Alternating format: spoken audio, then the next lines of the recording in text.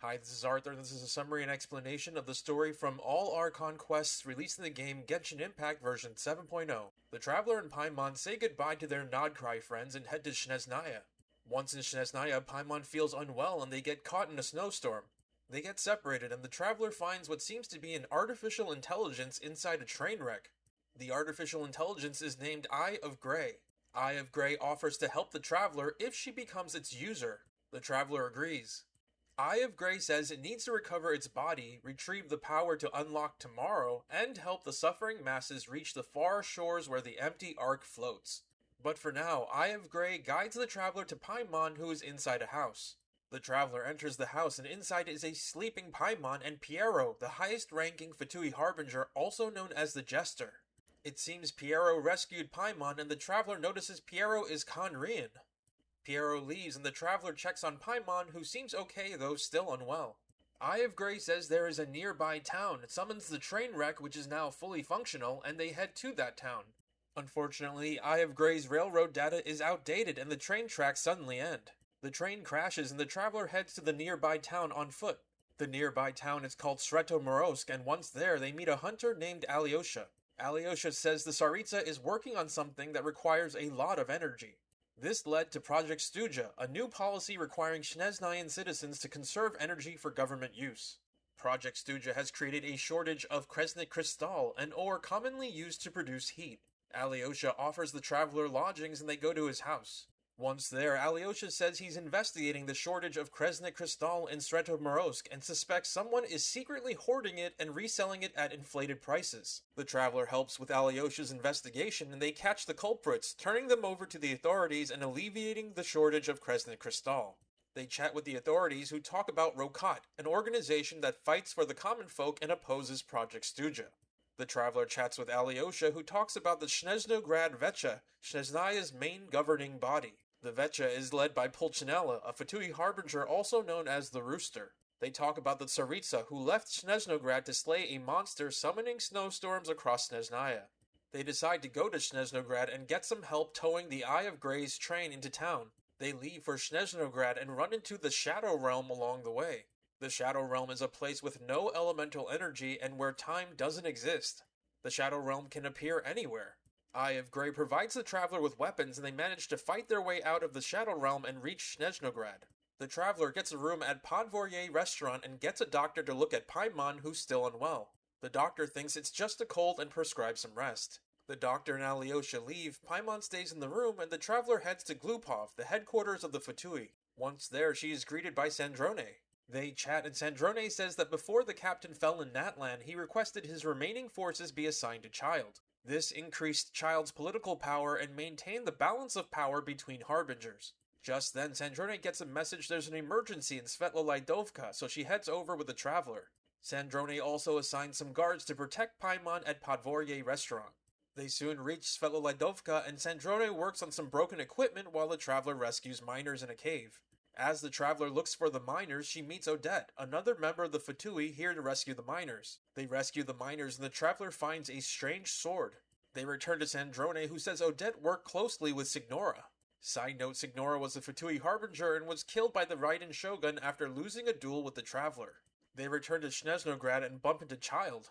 Odette leaves, they have a chat, and Child sends his own guards to protect Paimon and replace Sandrone's guards. Sandrone and Child leave, and the Traveler heads to Zolny to see Alyosha. Along the way, the Traveler approaches a statue of the Seven, and the sword she found earlier becomes more powerful. The Traveler meets with Alyosha, and they bump into Odette. They all go visit Paimon, who is still unwell and feels chilly. Odette warms Paimon up with something called a core ignis, which looks like fire burning inside ice. Alyosha says he might have some information for the Traveler and says to meet him at the Korolevsky Theater tomorrow. The next day, they meet at the Korolevsky Theater, and the Traveler is introduced to Vodyanitsa, the lead singer of the Korolevsky troupe. Alyosha and Vodyanitsa reveal they are members of Rokat, and they have permission from Rokat's president to invite the Traveler to join Rokat. The Traveler joins, and her first mission is to leak information of a manufacturing plant's illegally excessive energy usage to an energy expert named Mitya.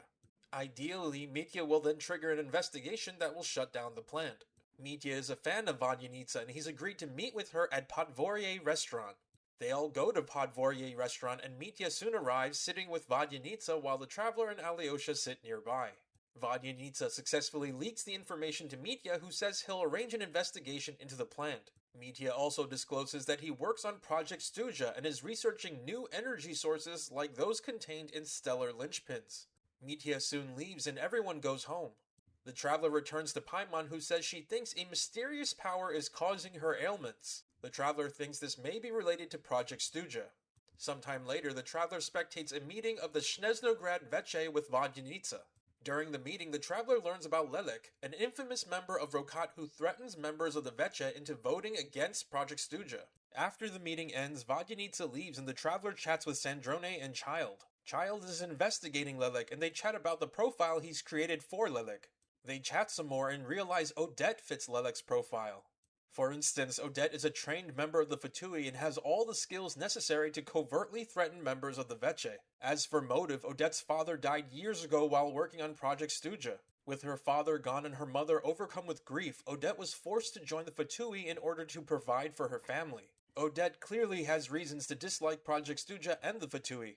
Child says he has tickets to watch Odette rehearse at the Korolevsky Theater, but he's busy, so he asks the Traveler to go and look into Odette. The next day, the Traveler attends Odette's rehearsal with a few others, including Mitya, Alyosha, and Vodyanitsa. After the rehearsal is over, a heavy snowstorm develops outside, trapping everyone inside the theater. Everyone decides to stay in the theater until the snowstorm ends. Unfortunately, the snowstorm does not end, and they stay in the theater for days. During those days, people start dying, though no more than 2 people die per day. Suspicions grow around Odette, and she reveals to everyone she is Lelik, but says she did not kill anyone. The Traveler chats with Odette, who confirms her distaste of the Fatui and that she took up ballet as a form of resistance. Odette was trained by Signora, but the two had a strained relationship. However, Signora always respected Odette's passion for ballet. As for Odette's Core Ignis, Odette received it from Signora. The Core Ignis is a surveillance tool Signora used to monitor Odette and Signora's other subordinates. The Traveler remembers hearing Sandrone mention how Signora spoke to Arlecchino about Odette and tells Odette to speak with Arlecchino. Odette also discusses Project Stuja and that its goal is to create a weapon for the final battle. The weapon's construction is complete and they're now researching potential energy sources to arm the weapon. This research takes place in the Armory Palace in Snezhnograd. They end the chat and more days pass and more people die. Eventually, only Mitya, the Traveler, and Alyosha are left, and they realize what's really going on. Here's an explanation of what really happened. When a person dies in Tevat, their soul must return to the ley lines in order for their death to be considered complete. Renova is the ruler of death and governs this process. However, long ago, the angels modified the ley lines connected to Korolevsky Theater to accommodate the souls of some special creations. These modifications inadvertently made it difficult for normal souls who died in the theater to return to the ley lines. After the angels made their modifications, 2 people died in the theater and, because their souls were unwilling to pass on, remained in the theater. The 2 unwilling souls stayed in the theater for centuries, up until Odette's rehearsal. During the rehearsal, something triggered what Renova calls her curse of death. The curse killed everyone in the theater, and because of the angels' modifications, stranded their souls in a kind of theater purgatory. Side note, the characters refer to theater purgatory as the afterlife, but I'll continue referring to it as theater purgatory. The souls in theater purgatory did not initially know they were dead. They also didn't know the 2 unwilling souls joined them in theater purgatory under the guise of being other attendees of Odette's rehearsal. The refusal of the 2 unwilling souls to pass on created a void in the ley lines. That void caused the ley lines to absorb 2 souls from those in theater purgatory per day in order to fill that void. So what everyone mistakenly thought may have been 2 murders per day was actually just the passing of 2 souls per day into the ley lines. As for the snowstorm outside, that seemed to be a visual manifestation of the ley lines. Anyone who entered the snowstorm actually entered the ley lines and passed on. No one who entered the snowstorm returned except for Alyosha and Mitya. Mitya entered the snowstorm and returned thanks to Vodyanitsa's song. Vodyanitsa is a fae and apparently has the power to guide souls. As for Alyosha, he never actually returned. After Alyosha entered the snowstorm, his soul passed on into the ley lines. Renova then took this opportunity to assume Alyosha's identity and go back inside Theater Purgatory to secretly manipulate everyone. Apparently, those killed by the Curse of Death only have a small window of time to enter the ley lines. If those souls miss that window, they remain suspended between life and death and will no longer be subject to the authorities of either. Renova impersonated Alyosha in order to prevent this from happening and to make sure everyone entered the ley lines. Renova also wanted to manipulate the group into convincing the two unwilling souls into willingly entering the ley lines. The two unwilling souls had accumulated centuries of obsession and resentment, becoming a problem outside of Renova's control that needed to be resolved. Fortunately, the group did eventually figure out who the two unwilling souls were and successfully convinced them to enter the ley lines. Renova then tells Mitya that as the last surviving soul, he's going in the ley lines next. As for the Traveler, she's a descender. The rules of Tevat do not apply to the Traveler, and Renova can only temporarily separate her soul from her body. The Traveler can only really die in Tevat through the violent destruction of her body or soul.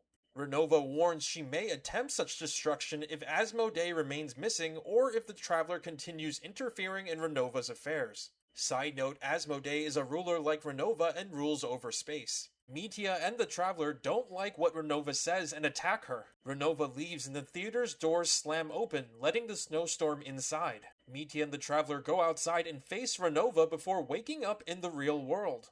It seems that while days passed in Theater Purgatory, only moments passed in the real world. Everyone else is also alive, though no one remembers anything about Theater Purgatory except for Mitya and the Traveler. In Theater Purgatory, Mitya carved Renova's symbol into his hand. Since they were all dead, Mitya realizes he actually carved the symbol into his soul, and this is likely why he remembers everything. As for why everyone else is alive, Odette said she once snuck into the Armory Palace and saw everyone die and come back to life. Mitya thinks Odette may have witnessed the Curse of Death trigger, and for some reason it only seems to temporarily kill people. Mitya leaves and the Traveler tells everyone what happened in Theater Purgatory. They all leave and the Traveler and Odette check on Paimon. However, Paimon is gone and the guards say Piero took her. Odette says Piero oversees the experiments at the Armory Palace, so they go there. They fight their way inside when Renova's Curse of Death triggers again. The Traveler is sent to another afterlife, but Odette's core Ignis somehow guides her back. The Traveler wakes up in the real world to find everyone dead. Figuring their deaths are only temporary, the Traveler continues on and finds Paimon. Renova then appears and warns the Traveler not to interfere with Snezhnaya. Renova leaves but attempts to take Paimon with her. Piero appears and protects Paimon while the Traveler attacks Renova. As they fight, those killed by the Curse of Death start waking up and Renova really leaves. The Traveler checks on Paimon, who says Piero and Mitya cured her ailments. Mitya comes by and says their experiments were affecting Paimon, so Piero took Paimon and ordered Mitya to reverse those effects. Mitya talks to Piero and tells him they must stop their experiments until they can eliminate Renova. Mitya theorizes that when technology progresses to a point where it can threaten the heavenly principles, the Curse of Death triggers, halting that progress. The curse triggered just now, as Mitya was about to start an important experiment, and it triggered in the theater when he was brainstorming new ideas. Mitya thinks the Curse of Death may have triggered many times, but they never noticed because the curse also erases memories. Mitya believes the rules governing the Curse of Death also prevent Renova from killing them outright. Otherwise, they'd all be dead right now. Piero says the Tsaritsa's ultimate goal is to challenge the heavenly principles. Mitya leaves and Piero starts explaining things. Project Mistelton refers to a weapon they've built to attack the heavenly principles. They want the weapon to use energy the heavenly principles is not familiar with, so they've been researching energy associated with the third descender and the stellar linchpins. They've named this energy Anti-Celestia energy. As for why they are doing this, the heavenly principles possesses the power to destroy everything in Tevat on a whim. Only by changing this state of affairs can they truly progress as a civilization.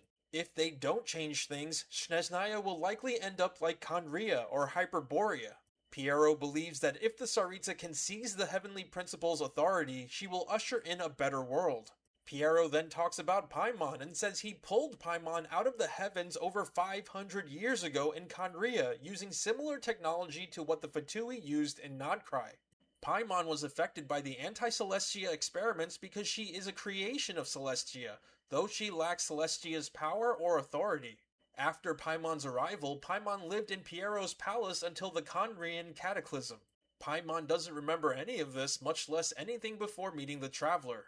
Piero says their next goal is to defeat Renova, and the Traveler says she'll help. Piero also lets them look at Project Mistelton and says the weapon has advanced to the point where even Celestia cannot damage it. The Traveler leaves and meets with Odette, who seems fine.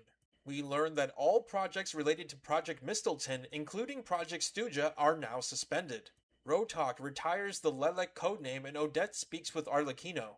Arlecchino says Odette's core Ignis is different from the others. It is not filled with Signora's Witch's Flame, but Arlecchino's Two Worlds Flame. The Two Worlds Flame can erase memories, and Signora asked Arlecchino to do this so that one day Odette would be able to erase her memories of the Fatui. Signora knew Odette didn't like the Fatui, and in this way Odette could leave the Fatui behind and just be a ballerina. However, Odette declines Signora's offer and destroys her core Ignis. We go to the Traveler's perspective as she bumps into Child, who introduces his little sister, Tanya. Lastly, we see the Tsaritsa return to her throne in Snezhnograd. And that is the end of these quests in this video. If you like what you've seen here, please like, comment, and subscribe.